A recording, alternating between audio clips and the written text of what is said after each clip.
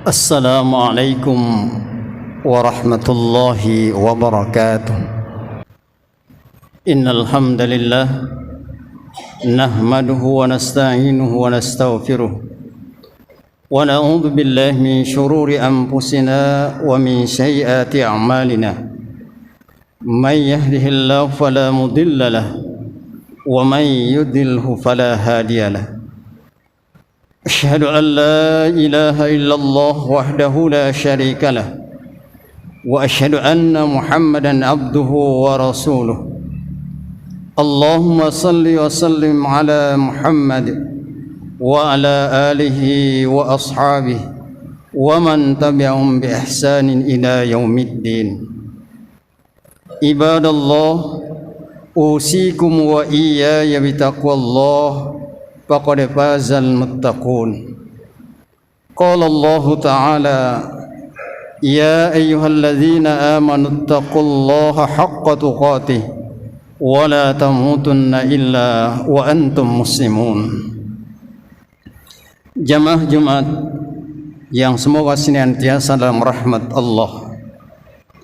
Di saat dan di tempat yang mulia ini, marilah kita bertekad meningkatkan keimanan dan ketakwaan kita kepada Allah Subhanahu wa taala dengan meningkatkan kualitas dan kuantitas amal ibadah kita kepada Allah Subhanahu wa taala.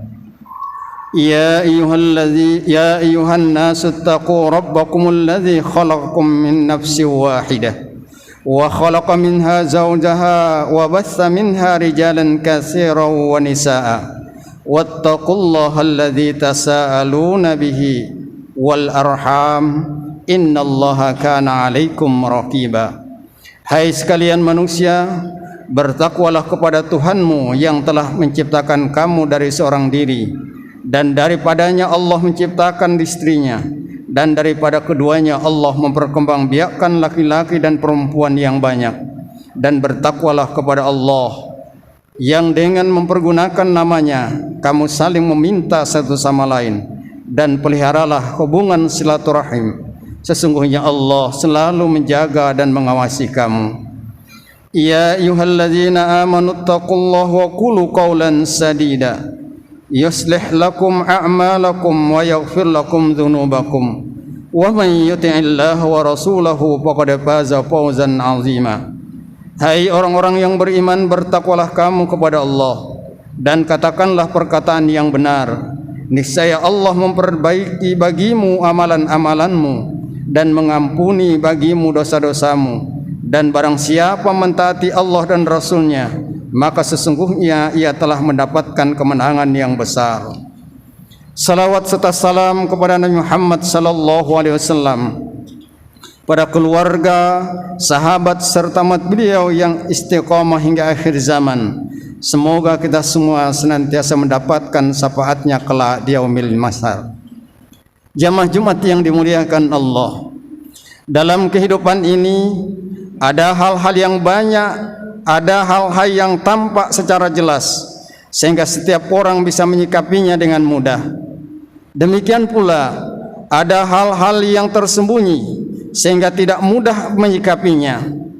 Jika Allah merahasiakan sesuatu, pasti Allah memiliki maksud tertentu, tetapi dengan tujuan yang jelas. Menurut Ali Zainal Abidin bin Husain rahimahullah, Allah menyembunyikan 3 perkara dalam 3 perkara, sebagaimana kata beliau, wa qala Zainul Abidin Ali bin Husain radhiyallahu anhuma, innallaha khabba'a salasan fi salasin khabba ridahu fi ta'atihi fala tahkiru min ta'atihi syai'a fala'alla ridahu fi wa khabba sukhtahu fi ma'siyati fala tahkiru min ma'siyati syai'a fala'alla sukhtahu fi wa khabba wilayata fi khalqi fala tahkiru min ibadihi ahadan fala'allahu waliyullah. Ali Zainal Abidin radhiyallahu anhu berkata, Allah Subhanahu wa taala menyembunyikan 3 perkara dalam 3 perkara. Allah menyembunyikan ridhonya dalam amal ketaatan kepadanya. Maka janganlah meremehkan sesuatu pun dari ketaatan kepadanya. Mungkin disitulah letak ridhonya. Allah menyembunyikan murkanya dalam perbuatan maksiat. Maka janganlah meremehkan sesuatu dari maksiat kepadanya. Mungkin disitulah letak murkanya. Allah menyembunyikan para walinya di antara makhluknya. Maka janganlah meremehkan siapapun dari hamba-hambanya. Mungkin ia adalah walinya. Jamaah Jumat yang dimuliakan Allah, dari kutipan di atas dapat diuraikan hal-hal sebagai berikut. Pertama, Allah menyembunyikan ridhonya dalam amal ketaatan kepadanya. Perintah-perintah Allah banyak sekali jumlahnya. Dari yang banyak itu mungkin banyak pula yang telah kita laksanakan. Tetapi kita tidak tahu dari amal-amal ketaatan itu manakah yang mendapatkan ridho dari Allah Subhanahu wa ta'ala. Karena Allah memang tidak memperlihatkan ridhonya atas amal-amal itu kepada hamba-hambanya. Hal tersebut dimaksudkan agar hamba-hamba Allah tidak mudah merasa puas lalu menyia-nyiakan kesempatan melakukan amal-amal kebaikan lainnya. Oleh karena itu, kita tidak boleh meremehkan suatu amal kebaikan, baik yang berat maupun yang ringan, baik yang populer di mata masyarakat maupun yang tidak populer. Setiap kali ada kesempatan untuk melakukannya, jangan-jangan Allah justru memberikan ridhonya atas amal yang kebanyakan orang menganggapnya remeh. Dalam kaitan ini ada sebuah kisah mimpi yang sangat menarik, yakni kisah tentang bagaimana Imam Al-Ghazali bisa masuk surga karena kebaikan yang sepele. Kisah berikut. Dalam mimpi itu Imam Al-Ghazali ditanya seseorang, bagaimana perlakuan Allah terhadap engkau? Beliau menjawab, Allah Subhanahu wa ta'ala membawaku ke hadapannya. Lalu Allah berfirman kepadaku, lantaran apa aku membawamu ke sisiku? Aku pun menyebut berbagai perbuatanku. Dia berfirman, kami tidak menerimanya. Sesungguhnya yang kami terima darimu adalah pada suatu hari ada seekor lalat hinggap pada wadah tintamu untuk meminumnya. Padahal kamu sedang menulis, lalu kamu menghentikan tulisanmu hingga seekor lalat itu selesai meminumnya. Kamu lakukan hal itu karena kasihan terhadap lalat tersebut. Kemudian Allah memerintahkan, bawalah hambaku ini ke surga. Jadi kisah di atas menceritakan bahwa Hujjatul Islam Imam Al-Ghazali masuk surga bukan karena kitab-kitab yang beliau tulis dalam jumlah sangat banyak, tetapi karena membiarkan seekor lalat masuk ke dalam wadah tinta yang beliau gunakan untuk menulis kitab. Lalat itu bermaksud minum karena haus hingga ia puas dan terbang meninggalkan Imam Al-Ghazali. Jamaah Jumat yang dirahmati Allah. Kedua, Allah menyembunyikan murkanya atas perbuatan maksiat yang dilakukan hambanya dan bukannya langsung memberikan hukuman atas azab atas kemaksiatan itu. Setiap kemaksiatan menimbulkan murka Allah kepada pelakunya, namun Allah tidak memperlihatkan murkanya yang dapat dirasakan langsung oleh pelakunya. Oleh karena itu, hendaknya kita tidak menganggap enteng atas kemaksiatan yang telah kita lakukan betapapun kecilnya, sebab bisa jadi Allah telah sangat murka atas kemaksiatan itu. Hal ini maksudnya agar kita tidak meremehkannya, apalagi kemaksiatan itu kemudian diikuti dengan kemaksiatan-kemaksiatan lain yang justru menambah murka Allah Subhanahu wa ta'ala. Intinya adalah setiap kemaksiatan harus menjadi perhatian kita, karena bisa jadi Allah sangat marah atas kemaksiatan itu. Oleh karena itu, kita dianjurkan untuk banyak-banyak memohon ampun dengan memperbanyak istighfar agar Allah mengampuni dosa-dosa yang telah kita perbuat, diikuti dengan penyesalan dan taubat. Jamaah Jumat yang dimuliakan Allah. Ketiga, Allah menyembunyikan para walinya di antara makhluknya. Hal ini dimaksudkan agar kita tidak meremehkan siapapun dari hamba-hambanya, karena mungkin ia adalah wali Allah. Dengan kata lain, kita sesungguhnya tidak perlu mengorek-ngorek apakah seseorang adalah wali atau bukan, terutama jika upaya ini hanya akan membuat kita meremehkan orang. Setelah itu kita meyakini bahwa ia bukan seorang wali. Justru seharusnya ketika Allah sengaja merahasiakan para walinya dari hamba-hambanya, maka kita sebaiknya memiliki keyakinan bahwa setiap orang sebaiknya kita hormati, sebab mereka memang pantas dihormati karena kemanusiaannya.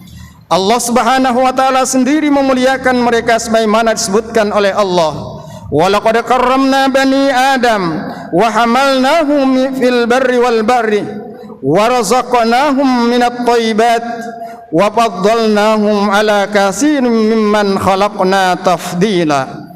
Dan sesungguhnya kami telah memuliakan anak cucu Adam, dan kami angkut mereka di darat dan di laut, dan kami beri mereka rezeki dari yang baik-baik, dan kami lebihkan mereka di atas banyak makhluk yang kami ciptakan dengan kelebihan yang sempurna. Al-Isra ayat 70. Selain itu, agar kita tidak gampang meremehkan orang lain dan justru terdorong untuk menghormatinya, kita perlu meyakini bahwa setiap orang memiliki kelebihan masing-masing. Cara ini lebih menjamin keselamatan kita dari meremehkan orang lain. Sebuah pepatah Arab mengatakan, la tahtakir man dunaka likulli syai'in maziyah. Janganlah engkau meremehkan orang lain, sebab segala sesuatu atau setiap orang memiliki kelebihannya sendiri yang kita mungkin tidak memilikinya. Pepatah tersebut sejalan dengan firman Allah Subhanahu wa taala dalam Al-Qur'an sebagai peringatan bagi orang-orang yang beriman. Ya ayyuhalladzina amanu la yaskhar qaumun min qaum asa ay yakunu khairan minhum wala nisa'un min nisa'in asa ay yakunna khairan minhun. Hai orang-orang yang beriman, janganlah sekumpulan orang-orang kaum laki-laki atau suatu kaum meremehkan kumpulan kaum yang lain, karena boleh jadi kaum yang diremehkan itu jauh lebih mulia daripada yang meremehkan. Dan janganlah pula sekumpulan perempuan merendahkan kumpulan perempuan yang lainnya, karena boleh jadi yang diremehkan itu lebih baik. Quran surah Al-Hujurat ayat 11. Jamaah Jumat yang dimuliakan oleh Allah Subhanahu wa taala, semoga Allah Subhanahu wa taala senantiasa melimpahkan rahmat, hidayah dan taufiknya kepada kita dalam menjalani kehidupan ini, sehingga kita selamat di dunia dan di akhirat kelak. Barakallahu li wa lakum fil Qur'anil azim wa nafani wa iyyakum bima fihi minal ayati wa dzikril hakim wa taqabbala minni wa minkum tilawatahu innahu huwas samiul alim.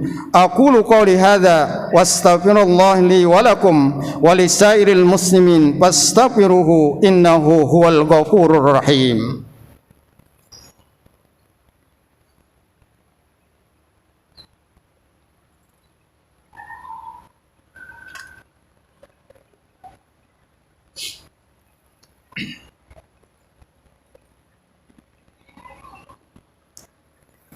Alhamdulillahi ala ihsanihi wa syukru lahu ala taufiqihi wa imtinanihi wa asyhadu an la ilaha illallah wahdahu la syarika lah wa asyhadu anna Muhammadan abduhu wa rasuluhu da'i ila ridwanihi. Allahumma salli ala Muhammad wa ala alihi wa ashabihi wa sallam tasliman katsira. Amma ba'd, fa ya ayuhan nas ittaqullah bima amar wantahu amma naha wa'lamu anna Allah amarakum bi amrin bada fihi bi nafsihi wa sanna bi malaikatihi bi qudsihi wa qala ta'ala inna Allah wa malaikatahu yusalluna 'alan nabi ya ayyuhalladzina amanu sallu 'alaihi wa sallimu taslima.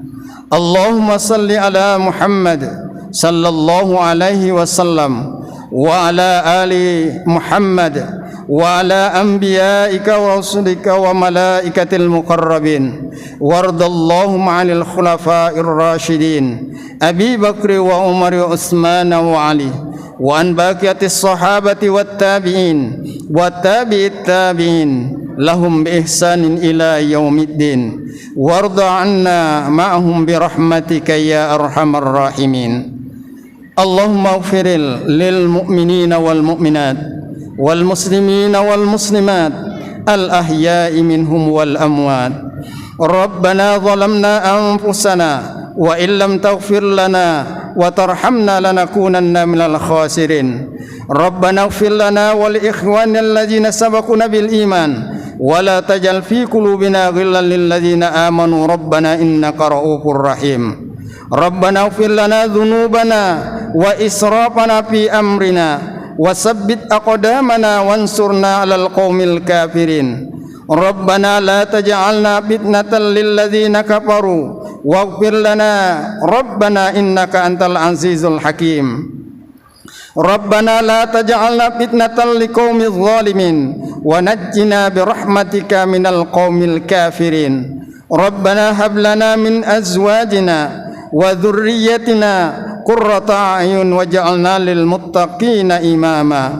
اللهم أعز الإسلام والمسلمين وأذل الشرك والمشركين وانصر من نصر الدين واخذل من خلذ المسلمين ودمر أعداء الدين وأعل كلماتك إلى يوم الدين اللهم ادفع عنا البلاء والوباء والزلازل والمحن وسوء الفتنة والمحن ما ظهر منها وما بطن عن بلدنا إندونيسيا خاصة وسائر البلدان المسلمين عامة يا رب العالمين ربنا آتنا في الدنيا حسنة وفي الآخرة حسنة وقنا عذاب النار سبحان ربك رب العزة عما يصفون وسلام على المرسلين والحمد لله رب العالمين أقيم الصلاة